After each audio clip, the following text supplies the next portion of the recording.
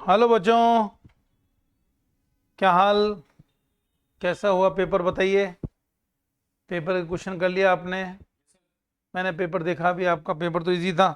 जो अपन ने किया था वो सब कवर हो गया नहीं? अब देखो वापस रिवाइज कराता हूँ। क्वेश्चन जो अपन ने किए थे ना, आपका टेस्ट में पूछा क्या ऐसे हैं, वेक्टर पूछा है, 1D के क्वेश्चन पूछे हैं, है ना? तो आप देखिए जरा, अपन डिस्कस करते हैं। जो क्वेश्चन पेपर में भी आया है आपका, 1 और 2 तीनों के क्वेश्चन क्लब करके मैं बता रहा हूँ कि आपने जो जो पूछा है ना, जहाँ जहाँ आप अटक सकते हो उनकी बात की है। ठीक है, आइए डिस्कशन करते हैं अपन ऑन टेस्ट पेपर। वैसे आपका रिजल्ट जान के खुशी हुई कि सबके नंबर अच्छे आ रहे हैं, है ना? तो ये तो बेटा आपकी मेहनत है, बस आप ध्यान दें। क्वेश्चन जो है ना, सही अटेम्प्ट कर। नहीं समझ आ रहा है, छोड़ो उसको, अरे नेगेटिव तो ना हो। अब आपने अभी पूछा जो क्वेश्चन, उसकी बात अपन करते हैं एक एक करके, वेक्टर की बात करते हैं। देखिए आपको पहला क्वेश्चन दे रखा था, शायद अपन नोट्स आप देखोगे तो उसमें दे रखा भी होगा। आपको दे रखा है कि भाई ए का मैग्नीट्यूड 10 है, बी का मैग्नीट्यूड 5 है, ये दे रखा है ना। और कह रहा है आपको ए डॉट बी 25 है, 25। देन देन फाइंड फाइंड ए प्लस बी का वेक्टर सम करना चाहिए, एंड ए माइनस बी, इन दोनों का वेक्टर सम चाहिए हमें। ये भी चाहिए और ये भी चाहिए, पूछ रहा है। तो देखिए ना आप जरा, आपको ए और बी का मैग्नीट्यूड दे रखा है, ए डॉट बी दे रखा है, राइट? देखो सुनो बच्चों, गिवन ए डॉट बी 25 है, इसका मतलब A B cos of theta ये 25 है, ये तो मतलब हुआ नहीं? अब आपका ए 10 है, 10 है, बी 5 है, कॉस थीटा मिला के 25 है। मुझे लगता है कॉस थीटा की वैल्यू 25/50 हाफ हो गई भाई। कॉस थीटा की वैल्यू हाफ हो गई, तो इसका मतलब कॉस थीटा हाफ होता है तो थीटा तो 60 होता है, कॉस 60 की वैल्यू तो हाफ होती है।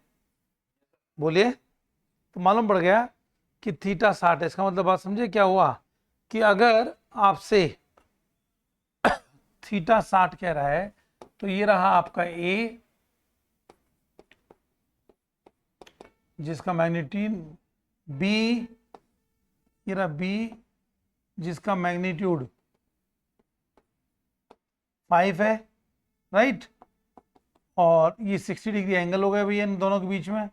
तो आपसे ये पूछ रहा है, क्या पूछ रहा है? ये चीज, ये क्या है? आर, जो कि सम में दोनों का। तो आपसे आर का मैग्नीट्यूड ही तो पूछ रहा है, सम का मैग्नीट्यूड पूछ रहा है। मैं समझता हूं R equal to underroot of A square plus B square plus 2ab cos theta. ये होता है नहीं होता, बताइए? ये होता है ना, बस ये तो दिक्कत आर, सम तो यही था भाई। अब आप रख लीजिए वैल्यू, मैं समझता हूँ आ गई आपके पास वैल्यू। कितनी आई? ए 10 का स्क्वायर, बी 5 का square, twice of 10 into 5 cos 60, cos 60 की वैल्यू हाफ हो गई। तो ये आ गया अपने पास कितना, 100 प्लस 25 प्लस कॉस 60 की वैल्यू हाफ हो गई, तो 2 into 10 into 5 into half, half से हाफ गया, तो ये कितना आ गया? मैं समझता हूँ 175 हो गया। बोलिए हाँ या ना? 125 और 50, 175 हो गया। ये हमने सम निकाला है, आर निकाला है, राइट? अब आर डैश निकालें, जिसको हम कहते हैं डिफरेंस। ये आर है बेटा। अब आर डैश जब निकालूंगा तो क्या होगा बता जरा। ये देखो, ये रहा आपका ए माइनस बी, माइनस बी का मतलब ये जो बी ऊपर है ना, उसको यूं क्यों माइनस बी कर दूं, यूं माइनस बी कर दूं। प्लस का बी ऊपर था तो माइनस का भी नीचे हुआ ना भाई। अब आप दोनों को मिलाओगे, ये रहा ये रहा ये रहा, ये लाइन जो है ना वो आपकी आर डैश बता रही है। बताइए क्या मैं ठीक कह रहा हूं? ये रही ये रही, ये आपकी आर डैश लाइन आ गई नहीं? अब आपको आर डैश चाहिए, तो पहले बात तो देखो, ए और माइनस बी दोनों के बीच जो एंगल वो 60 था ना, तो ये एंगल 120 हुआ या नहीं हुआ बताओ। अरे भाई ऊपर वाला 60 था, तो ये पीछे नीचे वाला जस्ट अपोजिट करूंगा तो ये 120 तो होगा। इसका मतलब वेक्टर ए और वेक्टर माइनस बी, यहां तो मैग्नीट्यूड लेते हैं, ये मैग्नीट्यूड मैग्नीट्यूड मैग्नीट्यूड लिया भाई, नहीं एंगल 120 है।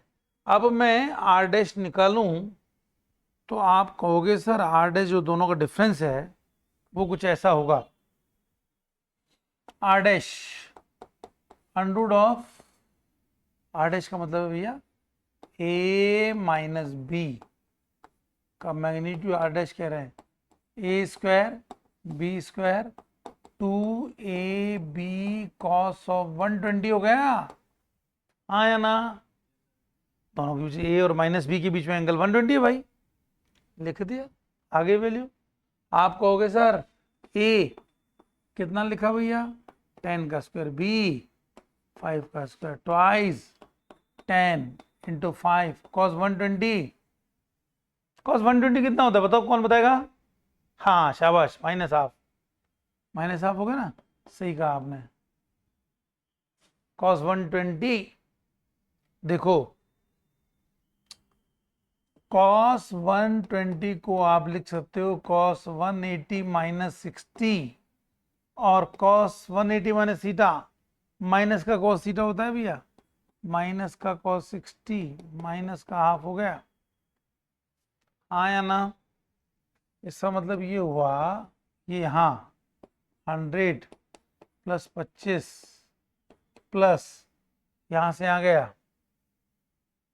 है ना, 2 से 2 गया भैया, माइनस का 50, इसका मतलब क्या हुआ 125 में से 50 गया, कितना √75 आ गया, पहले √175 था, ये डिफरेंस बताइए हाँ या ना। तो आपको ए डॉट बी दे रखा था, उससे आपने निकाल दिया थीटा, क्या हुआ थीटा निकालने के बाद आपने सम भी निकाल दिया और डिफरेंस भी निकाल दिया, दोनों निकाल दिए, आगे यही पूछा था। सही हो गया नहीं क्वेश्चन, किसी गलत हुआ क्या, नहीं ना, शाबाश। ये एक क्वेश्चन आपका देखा। दूसरा क्वेश्चन क्या कह रहा है, देखिए कि if sum R is equal to R dash, R dash का मतलब difference, if A plus B का मैग्नीट्यूड और ए माइनस बी का मैग्नीट्यूड बराबर है, then find theta between them, उनके बीच में थीटा निकालना है भी अपन को, तो मैं समझता हूं निकालेंगे, क्या दिक्कत है बताइए, कहाँ दिक्कत आई इसमें, कोई दिक्कत आई इसके अंदर। ए प्लस बी ए माइनस बी ऐसा बनाओ, देखो ये रहा ए, सपोज ये रहा बी, ये बी, तो ये रहा सम जिसको अपन आर कह रहे हैं, ये आर क्या है, आर क्या है भैया ए प्लस बी, नहीं ये तो है। तो अगर इसका मैग्नीट्यूड निकालता हूं तो आपको याद होगा ये A square B square 2ab cos theta, 2ab cos theta equal to ये सम ए माइनस बी, ए आपका ये रहा माइनस बी आपका ये रहा, और ये रहा आपका आर डैश। तो ए माइनस बी अगर करूं तो आप कहोगे sir A square plus B square plus, plus की जगह या -2ab कॉस हो जाता है, पता है 2ab cos of 180 minus theta भाई, ये अगर दोनों के बीच एंगल थीटा है तो ये कुल कितना हुआ 180, तो इसका मतलब बाकी वाला बचा जो है ना वो कितना हुआ 180 माइनस थीटा। अगर ए और बी में एंगल थीटा है तो ए और माइनस बी में एंगल 180 माइनस थीटा होगा, बताइए हाँ है ना। ये था कुल लाइन तो 180 हुई ना, यानी ये A square B square 2ab cos theta is equal to A square B square और माइनस का 2ab cos ऑफ थीटा, ये हुआ नहीं 4ab cos theta equal to 0, cos of theta equal to 0, theta 90 हो गया भैया, इसका मतलब ऐसा तभी होगा जब दोनों के बीच में एंगल 90 डिग्री होगा। समझ रहे हैं? अरे ऐसे समझो, अरे मान लो यार, बात सुनो, दोनों बराबर हैं। ये कितना है? ए का मैग्नीट्यूड, ए का मैग्नीट्यूड 4 है भाई। इफ बी का मैग्नीट्यूड 3 है तो आर का मैग्नीट्यूड कितना हुआ? 4 का स्क्वायर 3 का स्क्वायर 5 हुआ, नहीं हुआ? और आर डैश भी तो 5 हुआ। आर डैश का मैग्नीट्यूड कितना हुआ? 5। अरे वो भी तो देखो ना यार, आर डैश का मतलब नीचे ही तो है, ये भी तो अंडू ट्राइंगल ही तो बना, राइट एंगल ट्राइंगल। तो जब आर और आर डैश बराबर होता है तो थीटा 90 डिग्री होता है। याद रखें इस बात को, when R and R dash same तो थीटा कितना हुआ? 90 डिग्री। देखिए ना, अब आता हूं आगे। सपोज मैं बताता हूं और भी केसेस, ये तो पूछा आपको टेस्ट में, आपने बता दिया। अगर हम कहते हैं कि बच्चों सेकंड केस, अगर ऐसा पूछता if theta is less than 90 degree, समझ गए? और या क्या कहता? Theta is more than 90 degree, ये तो था। दो ही केसेस। थीटा इक्वल 90 तो अपने कर लिया, बोलो हाँ या ना, समझ गए? थीटा लेस देन 90, अरे थीटा है किसके बीच में? ए और बी में। ये लो भैया ए, ये लो भैया बी, है ना? और ये थीटा, बोलो अब इधर 90 से ज्यादा, ये रहा आपका ए, ये रहा आपका बी। ठीक है, जाहिर सी बात है ये एंगल कितना? 90 से ज्यादा, थीटा मोर देन 90 डिग्री। हाँ, हमेशा डायरेक्शन के साथ। Angle between two vector means angle between the direction. A इधर जा रहा है बीकानेर की तरफ, बी जा रहा है गंगानगर की तरफ। ओ भैया ये रहा एंगल इन दोनों के बीच में, तो ये रहा, कौन है ये? यहाँ, हाँ बच्चों, दिस इज आर, नहीं रिजल्टेंट, बोलो हाँ या ना? दिस इज आर, ये आर है, ये आपका बी है, और ये आपका आर है। समझ रहे हैं मेरी बात? देखिए ना, ए और बी का ये रहा आर, ठीक है, ये आ रहा राइट, ये रहा ए। अब आप चाहते हो, लीजिए मैं दूसरे कलर में लेता हूं, बी इधर है ना, तो माइनस बी ये रहा, बी उधर है ना, माइनस बी इतना कितना डायरेक्शन में just opposite, minus B.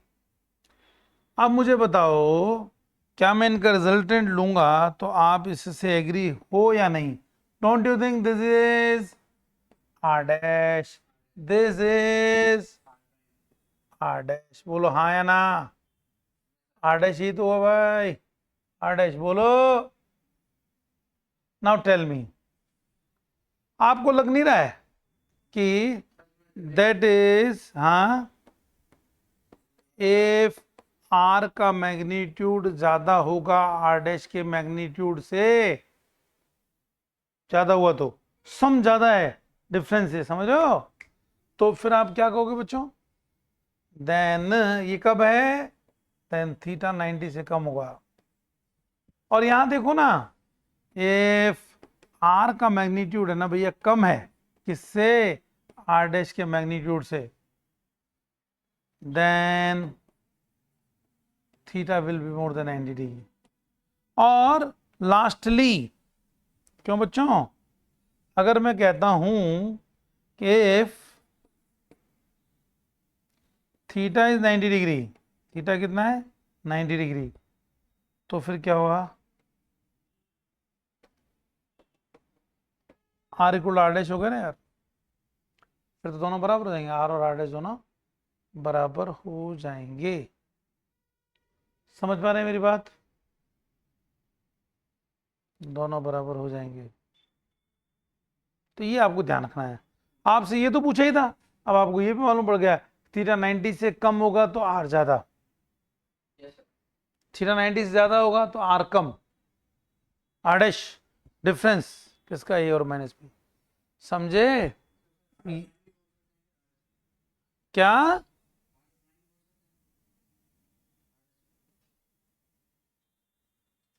Are dash क्या बोल सकते हैं? आर नहीं, प्राइम क्यों बोलेंगे? आर डैश है, आर डैश। आप कौन कौन सी बुक पढ़ लेते हैं, इधर देखें, ध्यान दें, है ना। आप पेरेंट्स को बुलाना पड़ेगा, ये इधर उधर भटकते रहे नहीं है। ये आर और आर डैश डिफरेंस है, यहाँ को दूसरी चीज से कोरिलेट ना करें, समझे बच्चों। चलें अपन आगे, राइट। नेक्स्ट, अगला क्वेश्चन आपका जो पूछा गया था, अभी मैं देख रहा था टेस्ट पेपर में, जिसमें आपने कहा है, आपको कहा है, ये रहा क्वेश्चन आपका स्क्रीन पर, ये रहा क्वेश्चन बच्चों।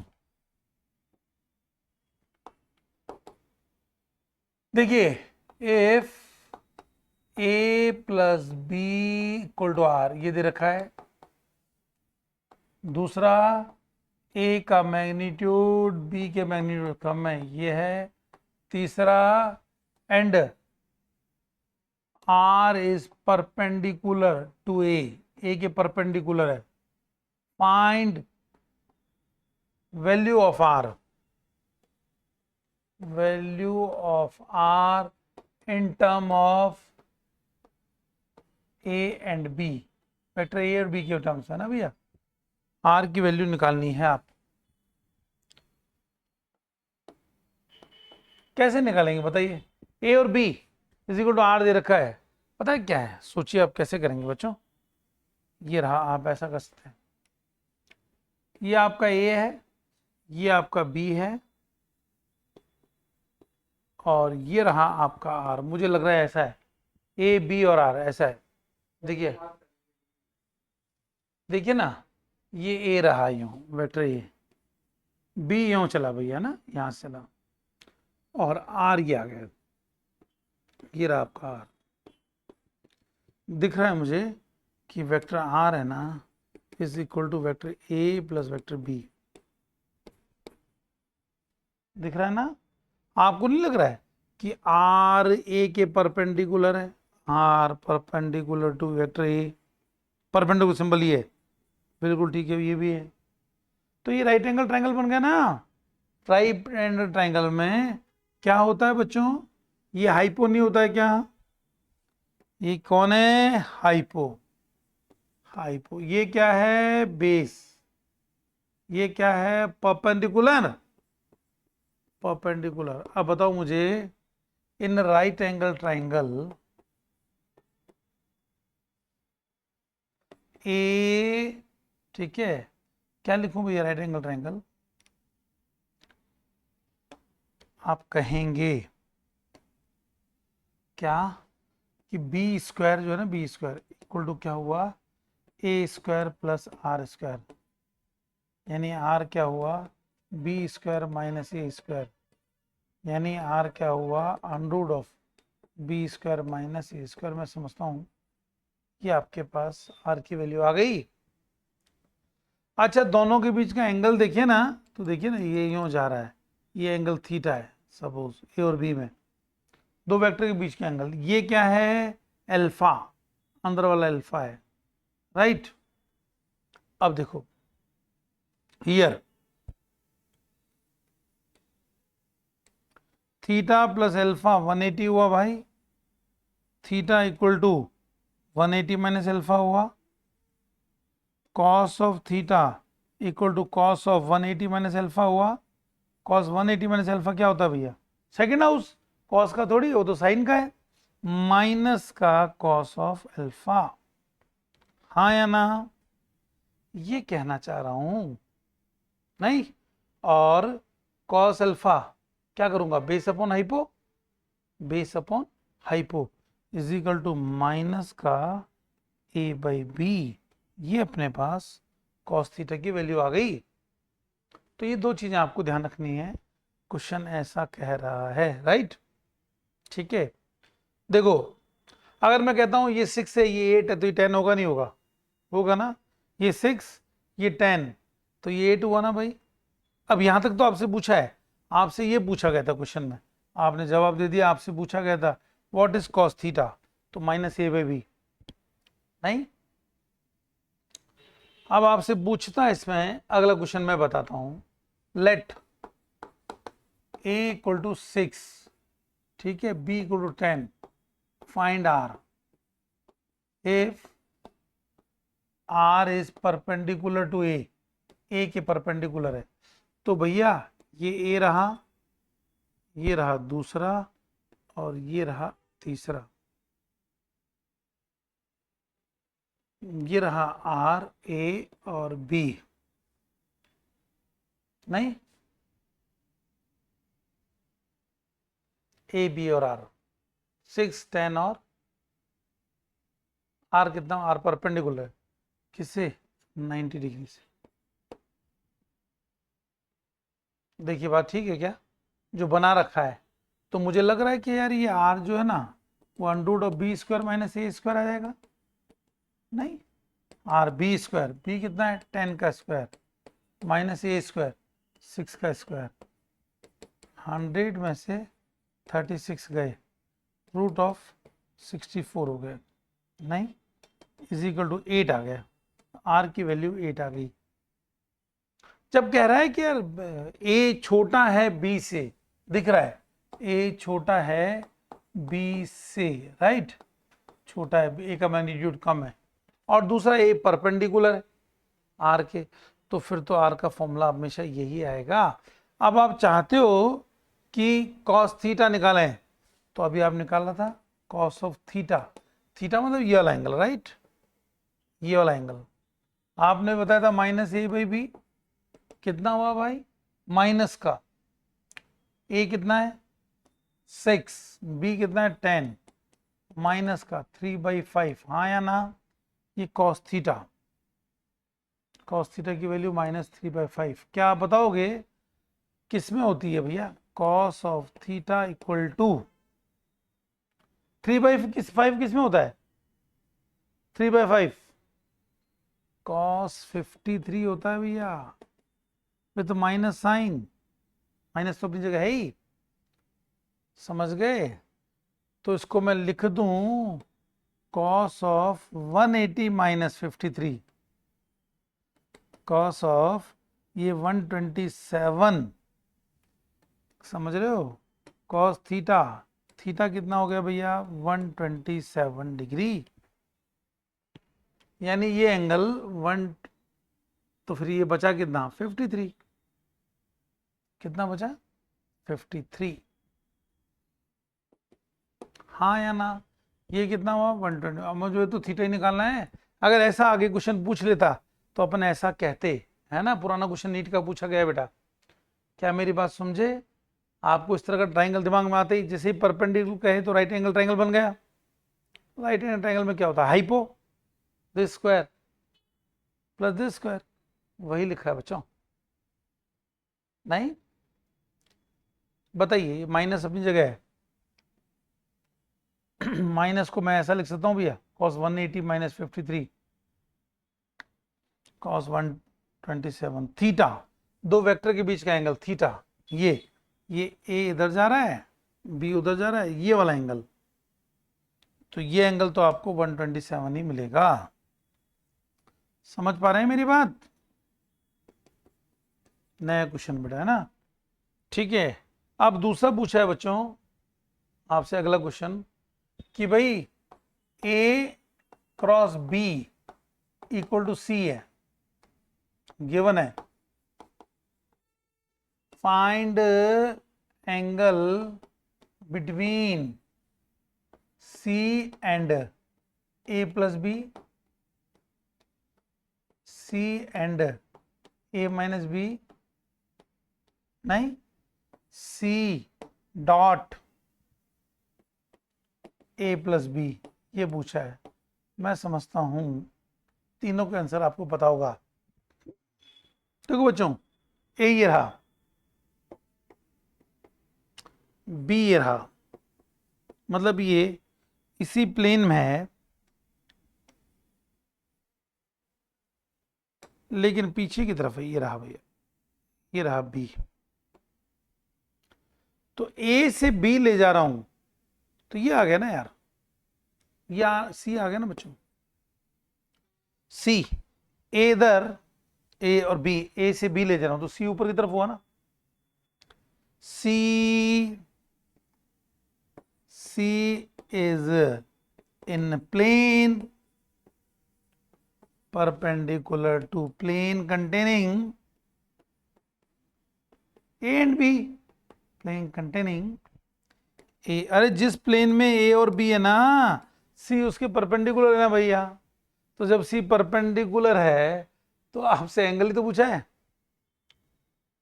ए और बी यूं है और थंब मेरा देखो ना आप, ये सी है, तो ए इधर बी इधर सी ये रहा, तो सी ए के भी परपेंडिकुलर है, सी बी के भी परपेंडिकुलर है।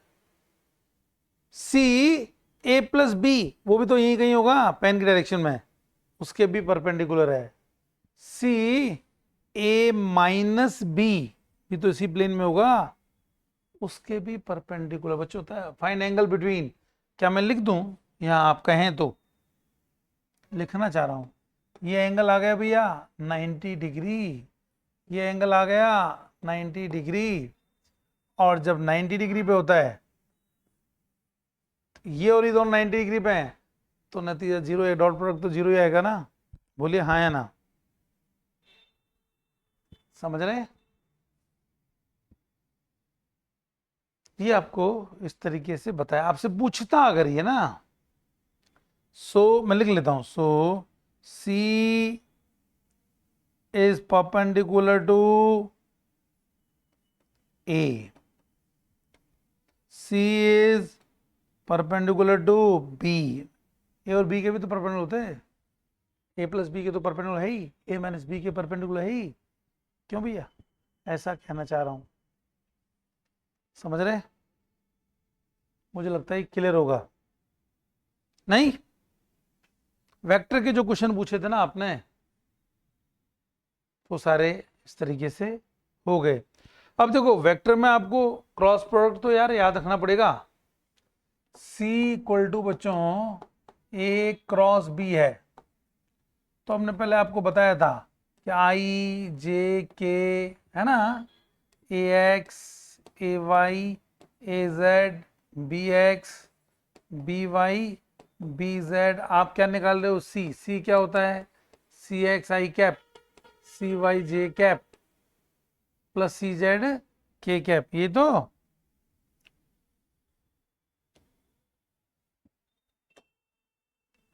सी equal to C X I cap C Y J cap C Z K cap, समझे? ये रहा। अब बताओ क्या लिखूं इसको, I cap A Y B Z minus, क्या करूं भैया, ए जेड बी वाई। याद है मैंने बताया था आई जे की टर्म्स लिखने हैं, आई आ गया plus J cap into something plus K cap into something, याद आ गया समथिंग क्या, A B minus A B minus A B. अब जब आई आ गया यानी एक्स टर्म आ गई तो वाई और जेड वाई जेड। जब आपका जी आ गया वाई आ गया तो वाई के बाद क्या होता है जेड एक्स, ये जेड और ये एक्स। जब आपका के आ गया यानी जेड आ गया तो उसके बाद क्या होता है एक्स वाई, ये तो होता है। के यानी जेड की टर्म आ गई तो जेड के बाद क्या हुआ X Y Z X Y Z X Y Z. तो यही तो मैंने आपको याद देखिए एक्स वाई जेड याद करने के लिए, आई जे के। जब आई की टर्म आ गई तो एक तरह से एक्स और आई एक ही बात है, आई की टर्म आ गई तो वाई लो जेड लो वाई जेड। जब आपका जे कैप आ गया ना जे कैप, तो फिर आप क्या करोगे भाई जेड एक्स, जे का मतलब वाई आ गया जेड एक्स। और जब आपका के आ गया ना बाहर के यानी जेड आ गया तो जेड के बाद क्या होता है एक्स वाई।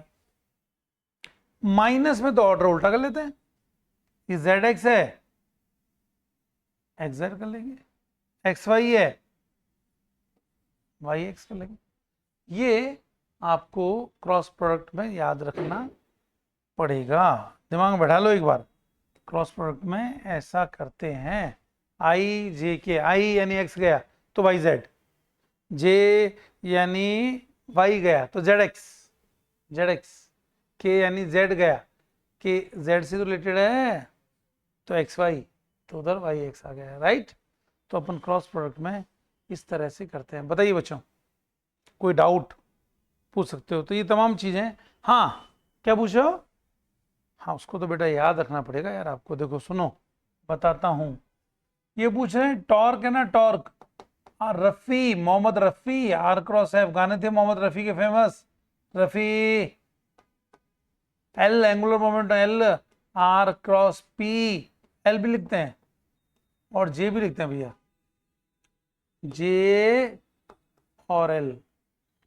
ये आ गया V R omega, V equal to omega A alpha cross R. देखिए ना ये ट्रांसलेटिव टर्म है तो रोटेशन पहले आई, रोटेशन है तो आर पहले आया, ट्रांसलेटिव टर्म बाद में आई। ये तो आपको याद रखने पड़ेंगे बच्चों, है ना। आपसे पूछेगा ए क्या है, राइट। नहीं, टॉर्क एफ इंटू आर लिखते, आर क्रॉस एफ भी लिखोगे। डायरेक्शन का तो ध्यान रखना है अपन को। अगर आपने एफ क्रॉस आर लिखा ना तो डायरेक्शन उल्टी हो जाएगी, ये ध्यान रखना है, समझ रहे हैं। ये वेक्टर्स हैं, कोई चीज जैसे फैन घूम रहा है, फैन घूम रहा है तो ये एक्सियल वेक्टर है अलोंग द एक्सिस। कौन कौन है भैया? Axis line. ये आ गया ओमेगा, ये आ गया अल्फा, ये आ गया टॉर्क, टॉर्क का डाई अल्फा होता है, टॉर्क है ना भाई। मोमेंटम एल, ये आ गया चारों, है ना भैया। इस तरफ यूं घूम रहा है ना भैया तो ऊपर की तरफ। और अगर यही मान लो उल्टा घूमे, क्यों यूं, तो पता है क्या हुआ, ये चारों चीजें कहाँ हो गई? नीचे की तरफ। कहाँ हो गई भैया? नीचे की तरफ। कौन कौन सी घूम रहे यूं? ऊपर से देख रहा हूं मैं, clockwise from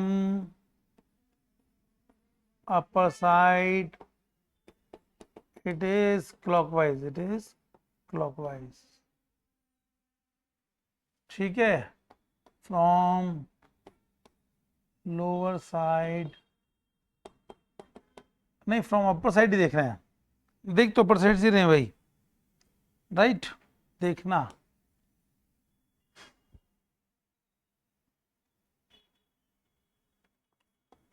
from upper side, ऊपर से देखा, कैसे जा रहा है? It is rotating anti clockwise. कैसे घूम रहा है? Anti clockwise. यहाँ क्लॉकवाइज घूम रहा है।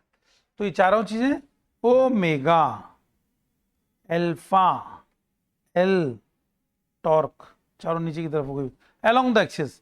इनको कहते हैं एक्सियल वेक्टर। क्या कहते हैं? Axial, along the axis. Axis है ना, पंखा घूमता है ना, पंखा यूं घूम रहा है यूं, तो एक्सिस कहाँ है? ऊपर की तरफ। पंखा यूं घूम रहा है क्लॉकवाइज। वेक्टर में आपको इतना ध्यान रखना है बच्चों। बताइए, तो ये कंप्लीट हुआ वेक्टर का डिस्कशन जो आपको टेस्ट पेपर में आया है ना बच्चों, ठीक है। और कोई बात पूछनी हो किसी को, पूछ सकता है।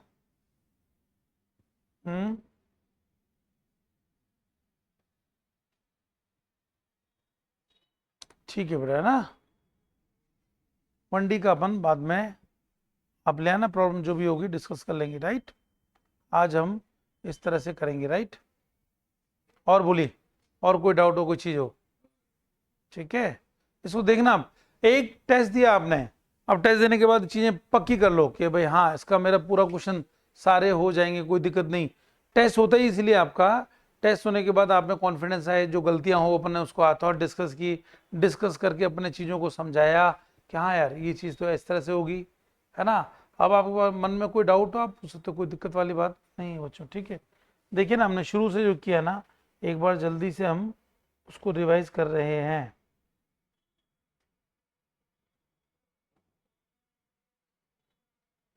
यहाँ से स्टार्ट हुआ था, ठीक है भैया। हाँ, आपको पहले ये दे रखा है, बी दे रखा है, ए डॉट बी दे रखा है, तो इससे आपके पास थीटा की वैल्यू आ गई कि दोनों के बीच में एंगल कितना है। अब आपसे पूछता है सम आर कितना, आर निकालने के लिए आपको ए प्लस बी चाहिए, तो ये चाहिए आर सम, तो लीजिए ना R sum A square B square two A B cos theta, difference चाहिए ए माइनस बी चाहिए, तो वो भी लो, आप निकाल लिए डिफरेंस। तो कॉस 180 डिग्री, दोनों के बीच एंगल 120 डिग्री, तो अल्टीमेटली हमने ये निकाल लिया, राइट। ये था दूसरा क्वेश्चन कि आर और आर डैश बराबर है, यानी सम और डिफरेंस दोनों बराबर है। सम का फॉर्मूला तो बच्चों ये होता है, आपको सर बच्चे को पता है, सम का ये फॉर्मूला होता है, डिफरेंस का ये होता है भाई, माइनस आ जाता है।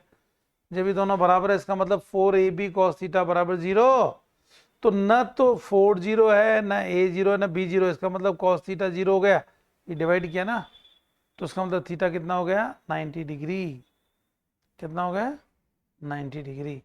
समझे, मैंने एग्जांपल लिया कि मान लो a की वैल्यू 4 है, b की वैल्यू 3 है, तो r की वैल्यू कितनी हो गई भैया 5, r डैश की वैल्यू भी कितनी हो गई 5।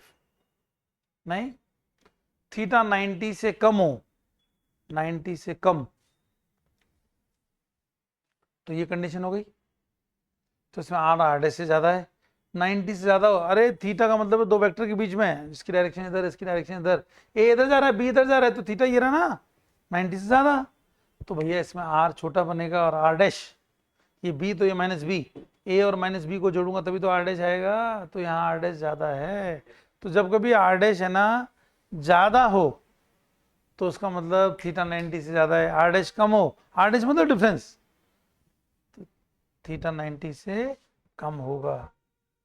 आइए फिर हमने ये इस टाइप के क्वेश्चन किए जो कि इंपॉर्टेंट है, जनरली आपको पूरा इसको ध्यान आना चाहिए कि रिजल्टेंट जब परपेंडिकुलर कह रहा है छोटे के परपेंडिकुलर, तो ये क्या बना, तो ये क्या बना, इस तरह से बना ना, क्या बना बताइए आप, इस कंडीशन में राइट एंगल ट्रायंगल बन गया ना।